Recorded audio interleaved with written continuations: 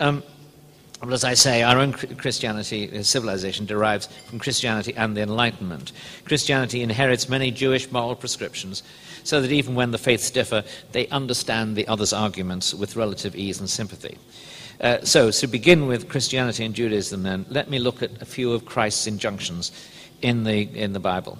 I've updated my list from 2 years ago, and I think it's quite topical. Christ is always quite topical. It's sort of interesting. He's also cryptic in some of his remarks, especially in the parables, thunderingly clear in others, and apparently contradictory in still more. He needs a far more skilled biblical interpreter than me, and what follows is meant to stimulate your debate than to lay down religious truths or moral rules of my own. In the words of Barack Obama, that is above my pay grade. But let me begin with at least 5 general points made by Christ. Well, I won't bother first to isolate many of his remarks, one of his remarks, which are innumerable, on the duty we have to help the poor, give alms, treat the stranger as our brother, and so on. There are so many of them.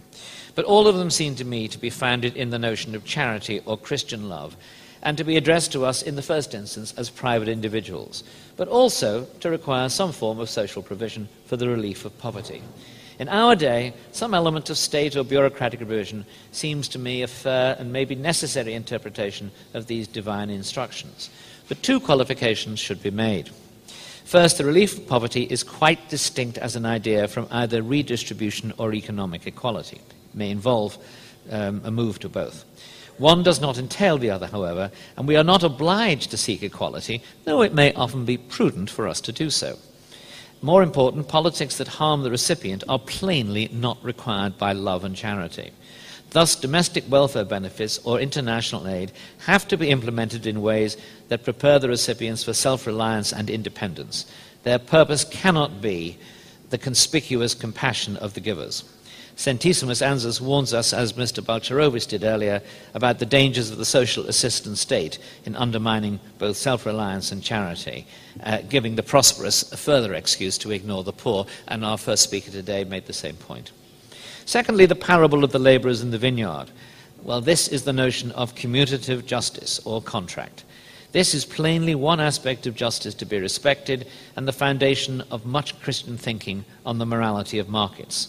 The London Stock Exchange has as its motto, verbum meum pactum, and a commercial society rests upon trust and therefore requires a high standard of private morality. Third, then there is the moment at which Mary, the sister of Lazarus, anoints Christ's feet. I quote, "Mary took a pound of very expensive perfume made of pure nard and anointed Jesus' feet. She wiped his feet with her hair, and the house became filled with the fragrance of the perfume," unquote. Judas, as you will remember, Judas rebukes Mary because he thinks this expenditure on expensive ointment would have been better spent on alms for the poor. This is, or so he imagines, contrary to Christ's injunctions on poverty, which was my first point. But Judas is in return rebuked by Christ, who tells him, "The poor you always have with you." And some interpretation is needed here. My own view is that Jesus just doesn't like Judas's tone of voice. He's sounding too puritanical and self-righteous. Also, he's missing something deeper. Mary wants to express her love and commitment to the person of Christ. Not everything is a matter of social justice, and it is not always going to be the first principle on which we have to act. And on the beauty of the expensive ointment, well, I'll come to that in a moment, but I think beauty is a very important factor in creation and a very important factor we have to consider in building a good society. My fourth instance is the parable of the 2 servants who treat their master's property in 2 different ways. One invests and builds it, the other, fearing a rebuke if he fails, buries it and returns the original sum intact. This surely is an obvious recommendation that every soul should develop the talents he's been given, or what economists now call human capital. Recognized 2 millennia after crisis that probably the single most important factor in economic development is risk-taking. And this amounts to an element of an endorsement of risk-taking. After all, the servant who is rebuked has put his money into inflation-proof bonds, we are supposed to develop ourselves and take some risks in doing so.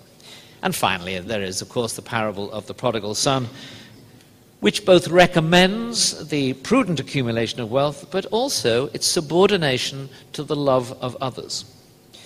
When you look at these different parables and try to integrate them in a social vision, what I think I conclude is that it is deeply mistaken to judge all social phenomena on any single scale, whether they promote equality or service or indeed wealth creation. We are expected to do a number of things simultaneously and to be discriminating in doing so, to show charity, to relieve poverty, to forgive enemies and some debts, to seek justice as best we can. But we are also expected to develop our talents, to be self-reliant, to punish some forms of vice in the interest of the sinner, to hold some debtors to their word, both in their interest and in the common good, and in general to foster what Shirley Robin Letwin, in her study of Thatcherism, has called the vigorous virtues. These are less obvious virtues than the softer, more altruistic ones, but they are the foundation from which the softer virtues can and indeed must operate. As Mrs. Thatcher has sometimes pointed out, the Good Samaritan could have done nothing for the man who fell among thieves if he had not had a full purse from which to attend to his wants. She is also fond of quoting John Wesley's remark, "Earn all you can, save all you can, give all you can," as the sure foundation of Christian morality in these matters. She is, I think, 9/10 right. If we act on Wesley's principles, we shall not be far away from a Christian morality that would serve both God and mammon, but God first. A commercial society will prosper if it spreads a traditional Christian morality among its citizens. We would then see far fewer cases of fiduciary duties being abused and much less need for excessive regulation and the bonus culture. Still, Wesley's injunction misses the importance of beauty as one of the great consoling blessings of creation. Along with the relief of poverty and the creation of wealth, the creation of duty has a claim upon our attention, as Christ reminded Judas.